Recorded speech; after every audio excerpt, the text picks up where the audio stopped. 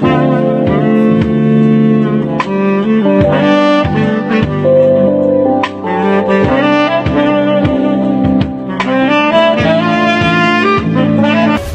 friends. You are welcome to Anchor Network, where you get updates of things happening around you. I appreciate every one of you that have subscribed to this channel. And if you have not subscribed, I say thank you very much, because I know that at the end of this news, you are going to subscribe. And I want you to press the red button and also the bell icon so that you'll be notified anytime we publish any news. Thank you very much once again. God punished APC in Oyo State on my behalf, Adebayo Shitu declares. Former Communications Minister Adebayo Shitu has come out to say that APC deserved to lose the gubernatorial election in Oyo State. The lawyer-turned-politician who was disqualified from flying the APC flag as its gubernatorial candidate in the 2019 gubernatorial election in the state due to his non-participation in the supposed mandatory NYSC has attributed the loss of the party in the gubernatorial election in the state to what he describes as the unjust and mischievous way he was treated by the national leadership. The former minister made this known in an exclusive interview in granted online news brand, Premium Times. The national chairman of the APC, Adams Oshomole, had in September 2018 explained why the party disqualified the minister, saying the party took the decision in its bid to protect the party's core values. Oshomole had further explained that the party's governorship screening committee was not convinced with explanation offered by Shitu that his service as lawmaker in Oyo State Assembly and minister was equivalent to the National Youth Service Corps scheme. According to him, Nigeria's law were clear on the issue of the NYC, but Shitu, reacting in the interview, said it was God punishing the APC in Oyo State for its mischief in the event leading to the election, as even though the party won the presidential election in the state, it however lost the gubernatorial. Reacting to the question of he thought God punished the APC in Oyo State for its mischief, here was his reply. He did. He punished the leaders of APC in Oyo State, and in the same vein, it also showed to our national chairman that you don't do injustice and get away with it. Let me also go back a little. I was a member of the Oyo State House of Assembly between 79 and 83, 1979 and 1983, and at that time, MPN was unpopular as PDP became in the recent past. As one of the eggheads in the parliament, I was just fresh from law school, and I was one of those who had all the English to lambast MPN for their corruption and this and that. But along the line, I realized that some of the things we were criticizing in MPN, some of our leaders were also doing the same thing in the area of corruption, and as somebody who detects corruption to the marrow, I raised an issue that we needed to prove certain contracts. My motion was taken. A committee was set up by the second day, but later there was a motion again to review the previous day's motion calling for the nullification or disbandment of that committee which was set up. First, I raised my hand to try to object, but the then speaker, late now, said, "As speaker, I overruled you. Those in favor say yes, and yes have it."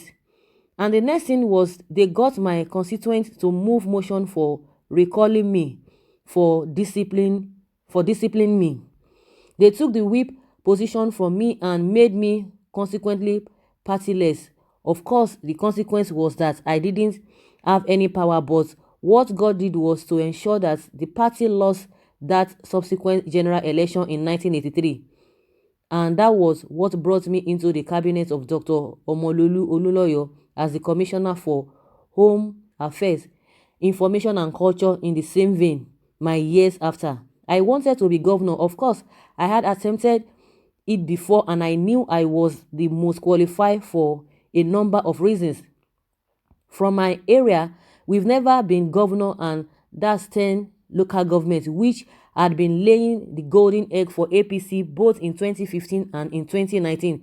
And I want to go and check the record. Okeogun area has always provided more than enough votes over and above any other section of the state for the party.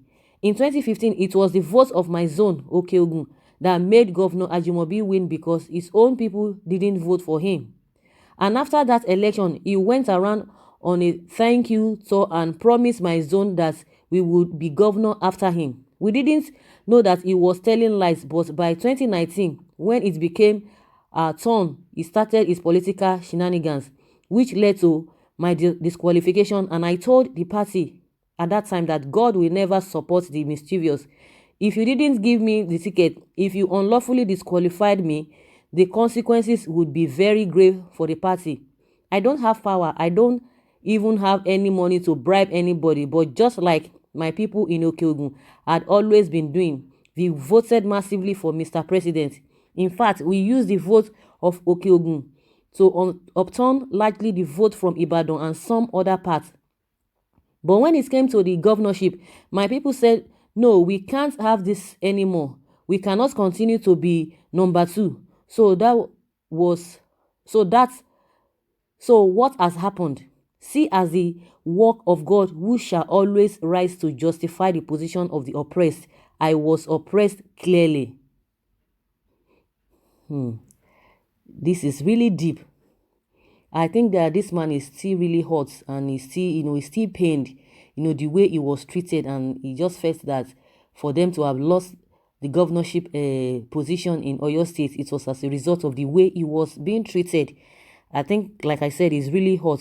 But if we look at the whole thing holistically, when we talk of people that are supposed to go in for a particular position and your qualification, and for you to be qualified to aspire to be a governor or for your party to present you, there are some credentials that you need to bring up and you need to tender. And just like Oshomole said, Oshomole has his own shortcomings, but just like the explanation Oshomole made was that you are not qualified for these things because you didn't serve. Now, from the explanation of Adebayo Shitu, he didn't explain the reason why he didn't serve. He's not trying. He ought to have justified, he's not, being able to serve for him to have been qualified to get the ticket.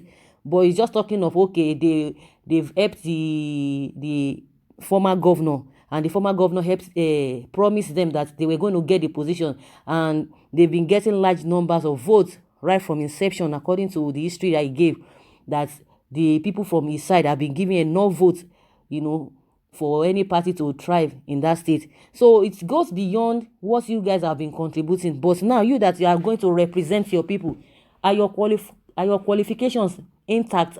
Are they up to date? That is what we need to be talking about. So I don't think it's as a result of, that is my own opinion though, I don't think it's as a result of, the way he felt or he thought that they treated him that made Oyo State, for APC to have lost in Oyo State. But even in the presidential, they didn't win. The president didn't win in Oyo State.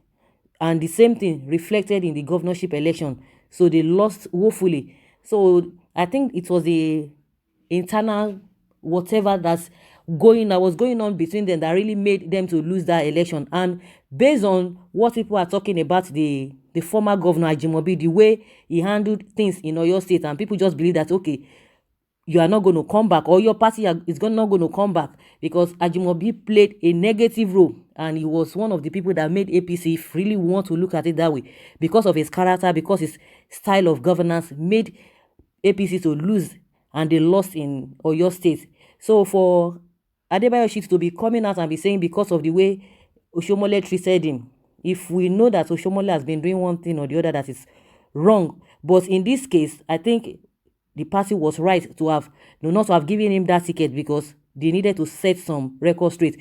For the fact that we know that even the APC too, they always mix a lot of things up. They choose what they want to to follow, and at times they just discard some things.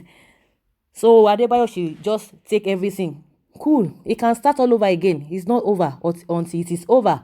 So that's just my own submission. So guys, I would like you guys to ponder upon this thing that Adebayo has said. Put your comments below and let's rub minds together. Thank you very much for always listening. Bye.